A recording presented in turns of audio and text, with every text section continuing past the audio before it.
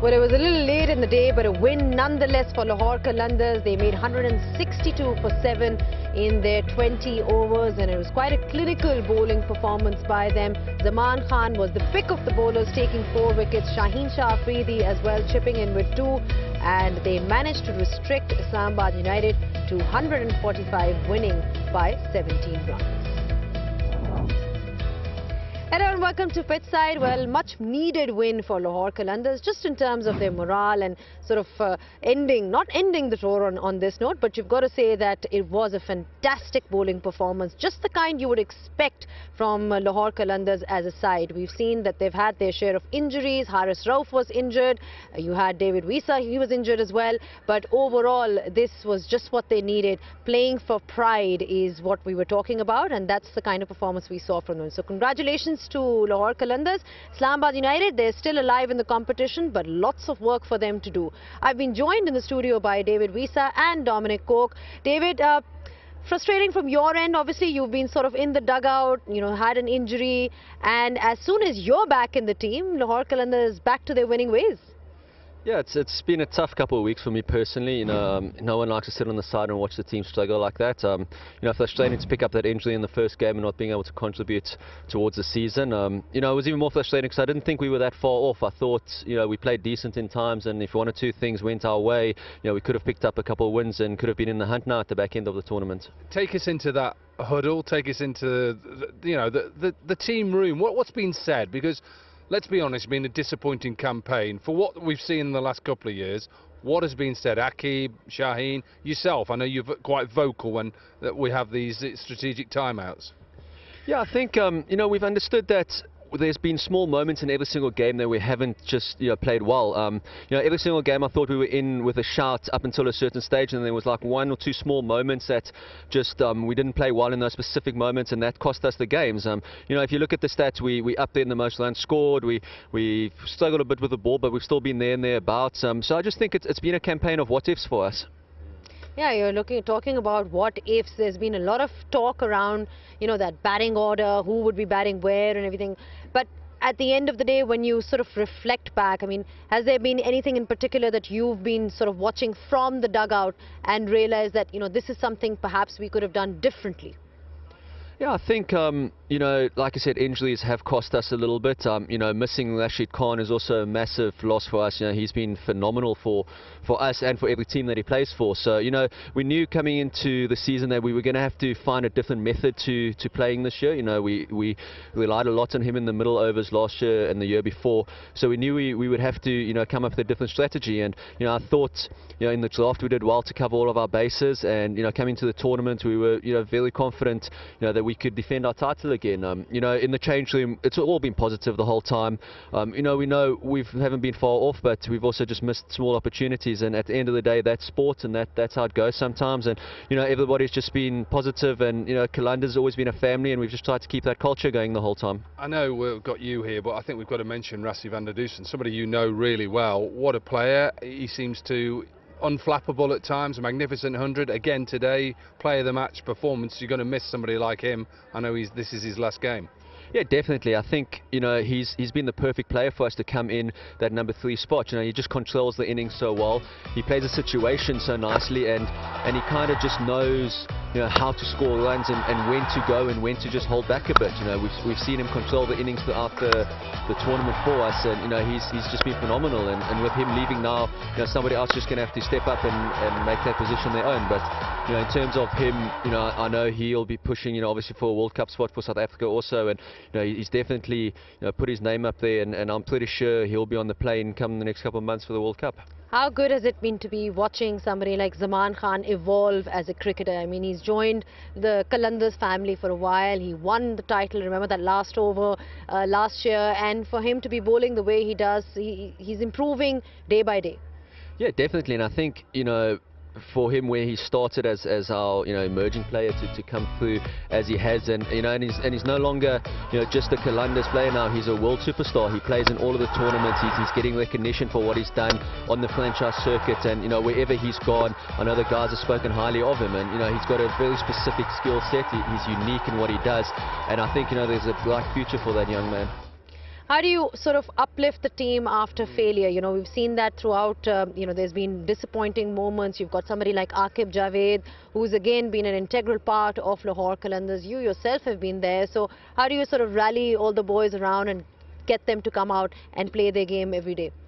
Yeah, you know, when you go 6-0, it's tough to keep the motivation going. You know, specifically also when you're out of the tournament, it's almost like, you know, nothing left to play for. But for us, you know, it's never been about the wins. It's just been about, you know, how we play the game, you know, how we interact, and the people that you are. You know, you can win cricket games, you can lose cricket games, but at the end of the day, if you just, you know, stay consistent as a person, you be humble, you be a good person, you know, then the results take care of itself. You know, sometimes things just don't go your way, and you know, that's life. But you know, that doesn't mean you have to, you know, get down or get despondent on yourself. You just, you know, have to stay consistent and keep going, and I think the team's been good with that this year. You've got 2 games left. You fly to Karachi back to back.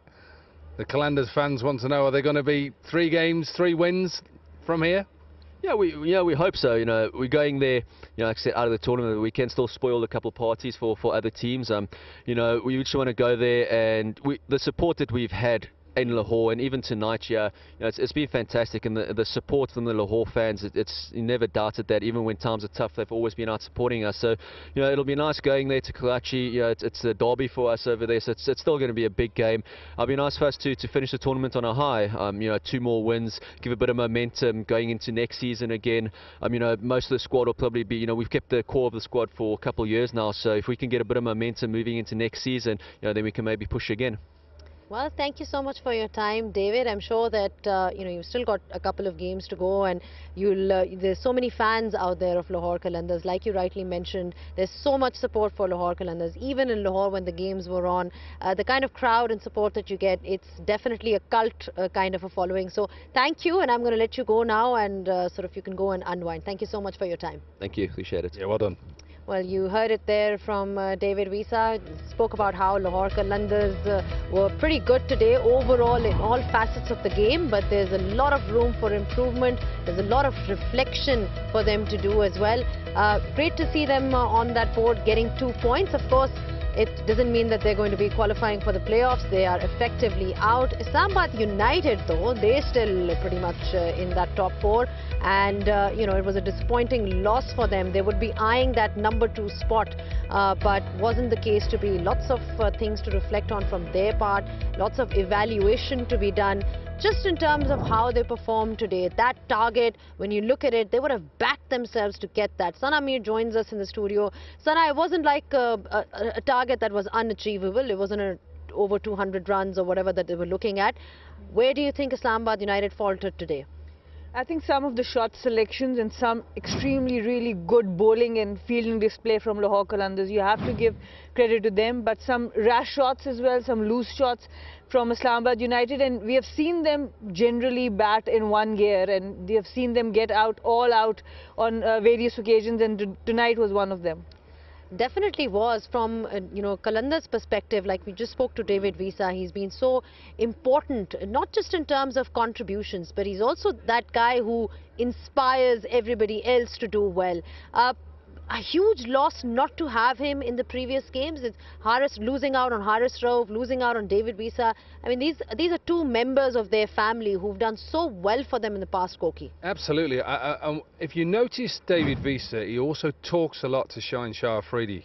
And I know there's people, you know, who've mentioned his captaincy and things, Shaheen Afridi. I think when David Wiese is with him, he actually talks to him, and he's actually in his ear. And that's what you get from a senior player like him. And it was different tonight. There was something about the Qalandars I've not seen in the games that we did in the Gaddafi Stadium. And it's led really by Shaheen, the way that he bowls, the way that he runs in. And if he's got that snap in his action, and if he gets that ball to swing, you know, early on, all of a sudden you see a different man. You know, I will keep saying I think he's one of the best, if the best left-arm bowler in the world. I will keep saying it because I would back him 100% through anything. Stop worrying about pace too much, worry about the ability to hit back of lengths. He gets to 100 wickets in, obviously, HBL, PSL. He's up there in the 100 club behind Hassan Ali, who had a good day today. 4 wickets for Hassan Ali, obviously Wahab Riaz retired, and a couple of other stalwarts. And Shadab, who is sitting at 3, and Faheen, who, let's face it, with him today, question marks over his probably participation in the side. He bowled better today and he got runs. So in some ways, a few things we saw today that actually are good for the future. The Qalandars, when you've got David Wiese in the side, when you've got Zaman Khan and Shaheen Afridi, they're a good side. And remember, Fakhar Zaman's not had the best of times with the bat either. Well, speaking of Lahore Qalandars, you know, the kind of performance we saw from Shaheen Afridi, Zaman Khan, everybody sort of chipping in. But just overall, when you look back at their journey, Sana, something was lacking. What was it for you? I think it was definitely the experience was missing, whether it was Rashid Khan, as Koki mentioned, David Wiese. There is a reason everyone calls him Murshid, because he brings in so much experience and he actually cares about the team. He gives suggestions and Shaheen really trusts him. So overall, the environment of the team, it looked scattered without these two players, and once David Wiese was there, it looked like a jail team. And the way they fought today, the fielding efforts, the Yorkers at the end, everything was working for them except for Fakhar Zaman. They would definitely want him to have some runs before the season ends. You can't be at the top all the time. And I know Qalandars fans, they want you to be at the top all the time. You can't. That's the way teams go. You know, you look at Premier League football, look at Man United. They were at the top for so long, they can't get anywhere near Man City. It happens. Sporting life in teams, they evolve, they'll come back. What is good is you look at the Qalandars, they invest in their youth, they go around the world, there's different sides involved with the Qalandars setup, and they are looking at the future, and their future will be bright. A lot of questions around Fahim Ashraf's role in the side, but today he came good and he nearly won them the game. You know, the kind of batting performance we saw from him. I mean, he's there because he is used as an all-rounder, somebody who can take wickets and score runs, and he nearly did it for them today, Sana. And he has been backed a lot. Today when we were bowling, Islamabad was bowling, we were talking about how Shadab is giving him confidence, and that confidence of the bowling trickles down into the batting, and he looked really good. He was playing runner ball, but when the time came, he started accelerating until Roman Reis got out. If he had those 7 or 8 deliveries to him, who would maybe the result of the match could have been different, because he was accelerating at the right time. Well, one of the areas for Islamabad United that they perhaps need to look at is that opening pair hasn't really scored a lot of runs. When you look at the likes of Alex Hales and Colin Munro and all the past seasons, you always see contributions from them, giving them those starts. They have to find form at some point for them to come good in this tournament. They do.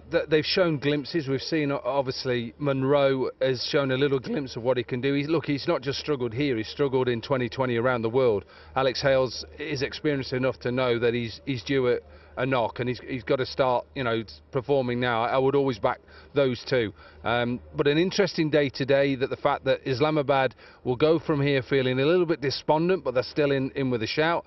I think this has been a good day for Karachi Kings, with the win, with the fact that Islamabad lost as well, the Gladiators lost. So everything just gets squoze up a little bit and squeezed. Obviously we know the Qalandars have gone. So an interesting double header, and we've got what now? 3 more games here before then we move on to Karachi. So there's still lots to play for in HBL PSL 9, and we're just seeing now the cream just starting to come, and players probably finding their feet. It's not easy to keep going to different grounds, you know, and assess conditions and be able to play them. And I think we're seeing now the players and the teams are now just getting their right mix, their right teams and their right squads. So much has been spoken about the fielding in the HPL PSL. We saw a couple of dropped catches at the start of the tournament, but we've seen some brilliant ones as well. Colin Munro today in the deep. I mean, my God, that was a spectacular catch.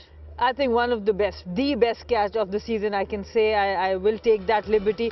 It was 6 was written all over it, but the way Colin Munro kept it in, and he has been talking to the ball boys, and then it was Jordan Cox in the deep, and Azam Khan going backward. It's really difficult, and then it was Jahandar, the one-handed catch. So it was a night there where the fielding was spot on for everyone. Absolutely, and you'll need a lot more of that going into the tournament, Koki. You know, when the pressure games are on, you've got to cover all the facets of the game. It's not just the bowling, it's not just the batting, but the fielding as well. Absolutely, and you know the sides, even at the top, Multan Sultans have had a little bit of a shocker. You know, Kustil Shah, I'm sorry to have to mention it, he's dropped a few. You know, that's the sort of the smarts of the game that you've just got to get right, brush up, and hopefully it all goes your way. If you all things go well, batting, bowling, and the fielding, you can win competitions. But today we've seen some excellent fielding, some excellent catches, and I'm looking forward to tomorrow. And speaking of tomorrow, tomorrow is a big day in the HPL PSL, just in terms of where teams are standing. These two sides, remember, it's about the top 4, it's about those playoffs, and Islamabad United are up against Karachi Kings, who, remember, won their game today. So they're going to be high on their confidence, and we'll be seeing you guys at 6:38 p.m. from Pindi Cricket Stadium. Well, yeah, I mean, tomorrow is going to be a fantastic one. We're talking about Karachi Kings as well as Islamabad United. Islamabad United lost their game today.